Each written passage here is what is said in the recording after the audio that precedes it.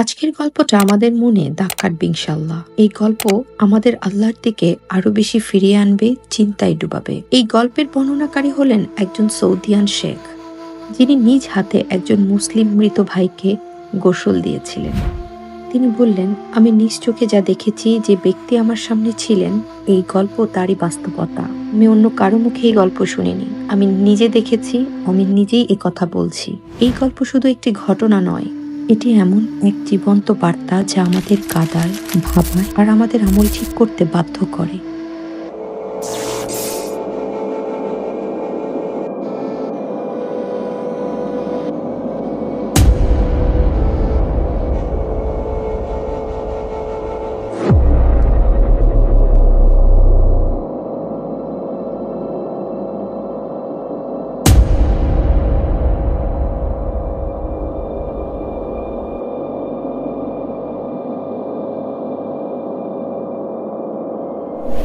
একদিন শেখের কাছে একটি ফোন কল আসে।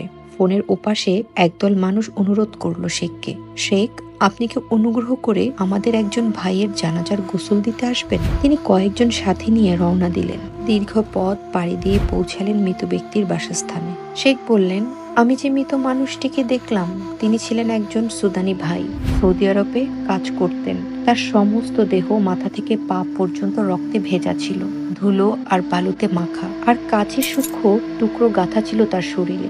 ঘটনাটি ছিল অত্যন্ত ভয়াবহ এক সড়ক দুর্ঘটনা।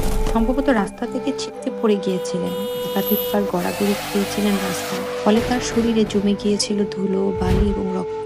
এমনকি গাড়ির কাঁচও গিয়ে ঢুকে পড়েছিল তার দেহে। শেখ বললেন, বিসমিল্লাহ, আসুন আমরা গোসলের কাজ শুরু করি।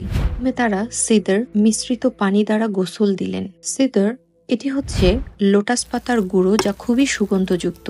মৃত ব্যক্তিকে গোসলের সময় এই সিদরযুক্ত পানি দ্বারা গোসল করানো রাসূল সাল্লাল্লাহু আলাইহি সাল্লামের একটি সুন্নাত। প্রথমবার যখন তারা গোসলের কাজ শেষ করলো, তখন রক্ত ভয়ানক অবস্থা থেকে ধুয়ে মুছে তার মুখমণ্ডল এমনভাবে উজ্জ্বল হয়ে উঠল যেন চাঁদের মতো জ্যোতি ছড়াচ্ছিল। তারা দ্বিতীয়বার গোসল দিলেন কাফুর মিশ্রিত পানি। কাফুর, এটিও একটি সুগন্ধি ভেষজ উপাদান যা মৃত ব্যক্তির শরীর সংরক্ষণে সহায়তা করে, এবং রাসূল সাল্লাল্লাহু আলাইহি সাল্লাম এটি ব্যবহারের পরামর্শ দিয়েছেন। শরীর ধীরে ধীরে আরো উজ্জ্বল হতে শুরু করলো। শুধু উজ্জ্বলই নয়, যেন মুখমণ্ডল এক টুকরো নূরে পরিণত হয়েছে। তৃতীয়বার গোসলের সময় যখন পুরো শরীরে পানি ঢালা হলো, এক অলৌকিক দৃশ্য উন্মোচিত হলো। সেই দেহটি পুরোপুরি পরিবর্তিত হয়ে গেল। আগে সেই রক্ত, ধুলোবালি আর কাচের টুকরোই ঢেকেছিল, এখন সেই দেহ যেন পরিপূর্ণ এক আলোর ঝলকানি। হ্যাঁ, তিনি ছিলেন গায়ের রঙে কৃষ্ণবর্ণ সুদানি ভাই, কিন্তু এখন তার ত্বক এতটাই দীপ্তময় যেন শেখ পর্যন্ত বিস্ময়ে অভিভূত হয়ে গেলেন। তিনি বললেন, সুবহানাল্লাহ, এই মুখমণ্ডল তো নূরে পরিপূর্ণ, এই শরীরে তো আলোর উৎস তৈরি হয়ে গেছে। মুখমণ্ডল যেন উজ্জ্বল নূরের মতো জ্বলে উঠল। শেখ নিজের চোখকে বিশ্বাসই করতে পারছিলেন না।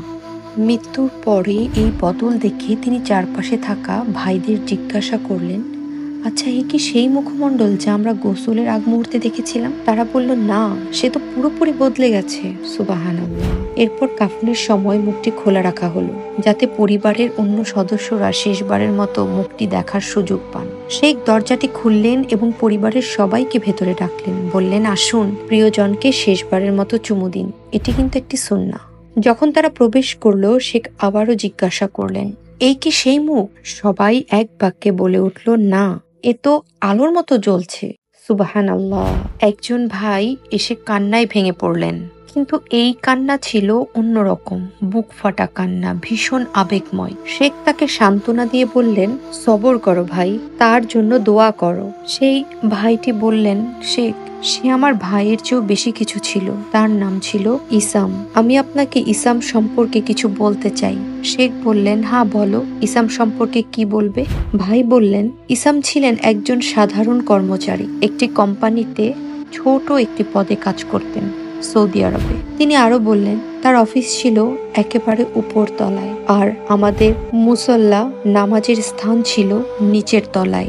ইসাম ভাই নামাজের সময় এলেই পুরো অফিস বিল্ডিং এ ঘুরে বেড়াতেন। তিনি হাঁটতেন একতলা থেকে দোতলা, সিঁড়ি বেয়ে উঠতেন উপরের তলায়, আবার নামতেন নিচের তলায়। যেখানেই যেতেন সবাইকে ডেকে বলতেন, আসুন ভাইয়েরা, চলুন নামাজের জন্য উঠি। দয়া করে ভাইরা, এখনই সময়, চলেন নামাজ পড়তে।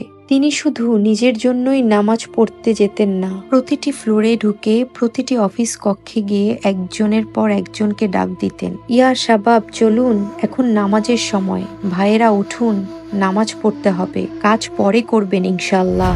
শেখ বললেন, ইসাম ছিলেন শুধু নিজের ইবাদতের চিন্তায় মগ্ন মানুষ তা নন, তিনি ছিলেন একজন জাগ্রত হৃদয়, একজন বাস্তব দায়ী, যিনি প্রত্যেককে নামাজের জন্য ডাকতেন, যেন পুরো অফিসকে জান্নাতের পথে টেনে নিয়ে যেতে চান। সেই ভাইটি আরো কিছু কথা বলল। যখন তিনি মুসাল্লায় পৌঁছাতেন নিচের তলায়, ততক্ষণে তার সাথে অফিসের অর্ধেক সংখ্যক লোক চলে আসতো নামাজে। এই কাজটি তিনি একদিন বা একবারের জন্য করেননি, বছরের পর বছর ধরে নিয়মিতভাবেই তিনি তা করতেন। শেখ আবেগ ভরা কণ্ঠে বললেন, আল্লাহ তাকে হুসনায়ে খাতিমা, সুন্দর মৃত্যু দান করেছে, আল্লাহ তাকে জান্নাত দান করুন। রাসূল সাল্লাল্লাহু আলাইহি সাল্লাম বলেছেন, যে ব্যক্তি অন্যকে ভালো কাজের দিকে ডাকে সে সেই কাজের সমান সওয়াব পায় যতক্ষণ না সেই কাজ শেষ হয়। দোয়া করে বললেন, আল্লাহ যেন তার মর্যাদা উচ্চ করে দেন। এই কথা শুনে ইসাম ভাইয়ের এক নিকট আত্মীয় কেঁদে ফেললেন। ভাঙা গলায় বললেন, ইয়া শেখ, ইসাম ভাই শুধু এটুকুই করতেন না, তিনি আরো অনেক কিছু করতেন। শেখ বিস্মিত হয়ে জিজ্ঞাসা করলেন, তাহলে বলো ইসাম ভাই আরো কি করতেন? তিনি বললেন, তিনি ছিলেন একজন একেবারে সাধারণ কর্মচারী। তার মাসিক বেতন ছিল মাত্র 2500 সৌদি রিয়াল, যা $700-ও কম। তবুও এই সামান্য আয়ের মাঝেই তিনি যা করলেন তা অবিশ্বাস্য। তিনি নিজের খরচ বাঁচিয়ে টাকা জমাতেন। আরো আশ্চর্যের বিষয় হলো, তিনি কেবল নিজের জন্য টাকা জমাতেন তা নয়, বরং সহকর্মীদেরও উৎসাহ দিতেন, তাদের সাথে মিলে সবাইকে নিয়ে টাকা জোগাড় করতেন। এই টাকা জমিয়ে তিনি গত কয়েক বছরে সুদানে নির্মাণ করেছেন 3টি আলাদা মসজিদ, একটি নিজের এলাকায়, অন্যটি অন্য এলাকায়, তৃতীয়টি আরেকটি গ্রামে। আল্লাহু আকবার। শেখ অবাক হয়ে বললেন, আসিম ভাই নামাজের জন্য ডাক দিতেন শুধু মুখে না, বরং নিজের কর্ম, শ্রম ও জীবনকে আল্লাহর পথে ব্যয় করেছেন। শেখ অবাক হয়ে বললেন, একজন প্রবাসী, গরিব, সাধারণ কর্মচারী, কিন্তু আমল ছিল অসাধারণ। এখানে আমাদেরও অনেক কিছু শেখার আছে। এটি শুধু বরকত না, বরং আল্লাহর পক্ষ থেকে এক নিয়ামত। দেখুন, তিনি বছরের পর বছর ধরে নিজের আয় থেকে সঞ্চয় করতেন, ভালো কাজের দাওয়াত দিতেন এবং অবশেষে সেই টাকায় গড়ে তুললেন তিনটি মসজিদ। শেখ আবার বললেন, আল্লাহর কসম, এই মুখে নূর, এই আলো ঝলমলে দেহ, এই সবই ইসলামের আমলের প্রতিদান। কারণ তিনি সবসময় নামাজ পড়তেন, অন্যদেরও নামাজে ডাকতেন, দান সদকা ও ইবাদতে আগ্রহী ছিলেন। এই অংশে আমাদের শিক্ষা দেয়, বরকত আসলে আসে নিয়ত আমল থেকে, এটি শুধুমাত্র ব্যাংকের ব্যালেন্স থেকে নয়। ইসাম ভাই প্রমাণ করে গেছে, অল্প আয়ে বড় কাজ সম্ভব যদি ইচ্ছা হয় আল্লাহর সন্তুষ্টির জন্য। ইসাম ভাই শুধু নামাজের আহ্বানকারী ছিলেন না, তিনি ছিলেন একজন খাইর এর পথযাত্রী, ভালো কাজের প্রতি নিবেদিত প্রাণ। তিনি একটি মসজিদ নির্মাণ করেননি, 3টি মসজিদ নির্মাণ করেছেন, মানুষকে নামাজে ডেকেছেন, তাদেরকে নেক পথে উৎসাহিত করেছেন। শুধু প্রকাশ্যে নয়, গোপনে তিনি এমন আরো হয়তো অনেক ভালো কাজ করেছেন যার কথা কেউ জানে না, শুধুমাত্র আল্লাহ সুবহানাহু ওয়া তাআলাই ভালো জানেন। এই হুসনে খাতিমা, সুন্দর মৃত্যু আমাদের চোখ খুলে দেয়।